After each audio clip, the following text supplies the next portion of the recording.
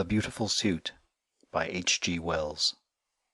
There was once a little man whose mother made him a beautiful suit of clothes. It was green and gold, and woven so that I cannot describe how delicate and fine it was, and there was a tie of orange fluffiness that tied up under his chin, and the buttons in their newness shone like stars. He was proud and pleased by his suit beyond measure, and stood before the long looking-glass when first he put it on, so astonished and delighted with it that he could hardly turn himself away. He wanted to wear it everywhere, and show it to all sorts of people. He thought over all the places he had ever visited, and all the scenes he had ever heard described, and tried to imagine what the feel of it would be if he were to go now to those scenes and places wearing his shining suit. And he wanted to go out forthwith into the long grass and the hot sunshine of the meadow wearing it, just to wear it. But his mother told him no. She told him he must take great care of his suit, for never would he have another nearly so fine. He must save it, and only wear it on rare and great occasions. It was his wedding suit, she said. And she took the buttons and twisted them up with tissue paper for fear their bright newness should be tarnished, and she tacked little guards over the cuffs and elbows, and wherever the suit was most likely to come to harm. He hated and resisted these things, but what could he do? And at last her warnings and persuasions had effect, and he consented to take off his beautiful suit and fold it into its proper creases, and put it away. It was almost as though he gave it up again. But he was always thinking of wearing it, and of the supreme occasions when some day it might be worn without the guards, without the tissue paper on the buttons, utterly and delightfully, never caring, beautiful beyond measure. One night, when he was dreaming of it after his habit, he dreamt he took the tissue paper from one of the buttons, and found its brightness a little faded, and that distressed him mightily in his dream. He polished the poor faded button and polished it, and if anything, it grew duller. He woke up and lay awake, thinking of the brightness a little dulled, and wondering how he should feel if perhaps when the great occasion, whatever it might be, should arrive, one button should chance to be ever so little short of its first glittering freshness. And for days and days that thought remained with him distressingly. And when next his mother let him wear his suit, he was tempted and nearly gave way to the temptation just to fumble off one little bit of tissue paper and see if indeed the buttons were keeping as bright as ever. He went trimly along on his way to church, full of this wild desire, for you must know that his mother did, with repeated and careful warnings, let him wear his suit at times. On Sundays, for example, to and fro from church, when there was no threatening of rain, no dust blowing, nor anything to injure it, with its buttons covered and its protections tacked upon it, and a sunshade in his hand to shadow it if there seemed too strong a sunlight for its colors.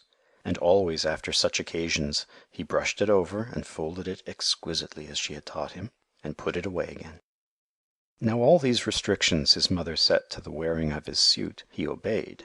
Always he obeyed them, until one strange night he woke up and saw the moonlight shining outside his window.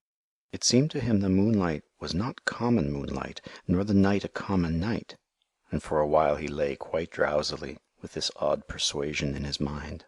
Thought joined on to thought like things that whisper warmly in the shadows. Then he sat up in his little bed suddenly very alert, with his heart beating very fast, and a quiver in his body from top to toe. He had made up his mind. He knew that now he was going to wear his suit as it should be worn. He had no doubt in the matter. He was afraid, terribly afraid, but glad, glad. He got out of his bed, and stood for a moment by the window looking at the moonshine-flooded garden, and trembling at the things he meant to do. The air was full of a minute clamour of crickets and murmurings, of the infinitesimal shoutings of little living things. He went very gently across the creaking boards for fear that he might wake the sleeping house, to the big dark clothes-press wherein his beautiful suit lay folded, and he took it out garment by garment and softly and very eagerly tore off its tissue paper covering and its tacked protections until there it was, perfect and delightful as he had seen it when first his mother had given it to him, a long time it seemed ago. Not a button had tarnished, not a thread had faded on this dear suit of his. He was glad enough for weeping as in a noiseless hurry he put it on. And then back he went, soft and quick, to the window that looked out upon the garden, and stood there for a minute shining in the moonlight, with his buttons twinkling like stars, before he got out on the sill, and, making as little of a rustling as he could, clambered down to the garden path below. He stood before his mother's house, and it was white and nearly as plain as by day, with every window blind but his own shut like an eye that sleeps. The trees cast still shadows like intricate black lace upon the wall. The garden in the moonlight was very different from the garden by day. Moonshine was tangled in the hedges and stretched in phantom cobwebs from spray to spray. Every flower was gleaming white or crimson black, and the air was aquiver with the thridding of small crickets and nightingales singing unseen in the depths of the trees. There was no darkness in the world, but only warm, mysterious shadows, and all the leaves and spikes were edged and lined with iridescent jewels of dew. The night was warmer than any night had ever been, the heavens by some miracle at once vaster and nearer, and, spite of the great ivory-tinted moon that ruled the world, the sky was full of stars. The little man did not shout nor sing for all his infinite gladness. He stood for a time like one awe-stricken, and then with a queer small cry and holding out his arms, he ran out as if he would embrace at once the whole round immensity of the world. He did not follow the neat set paths that cut the garden squarely, but thrust across the beds and through the wet, tall, scented herbs, through the night stalk and the nicotine and the clusters of phantom white mallow flowers, and through the thickets of southernwood and lavender, and knee-deep across a wide space of mignonette. He came to the great hedge, and he thrust his way through it, and though the thorns of the brambles scored him deeply and tore threads from his wonderful suit, and though burrs and goosegrass and havers caught and clung to him, he did not care. He did not care, for he knew it was all part of the wearing for which he had longed. I am glad I wore my suit. Beyond the hedge he came to the duck pond, or at least to what was the duck pond by day. But by night it was a great bowl of silver moonshine, all noisy with singing frogs, of wonderful silver moonshine twisted and clotted with strange patternings, and the little man ran down into its waters between the thin black rushes, knee-deep and waist-deep and to his shoulders, smiting the water to black and shining wavelets with either hand, swaying and shivering wavelets, amidst which the stars were netted in the tangled reflections of the brooding trees upon the bank. He waded until he swam, and so he crossed the pond and came out upon the other side, trailing, as it seemed to him, not duckweed, but very silver in long clinging dripping masses. And up he went through the transfigured tangles of the willow herb and the uncut seeding grasses of the farther bank. He came glad and breathless into the high road.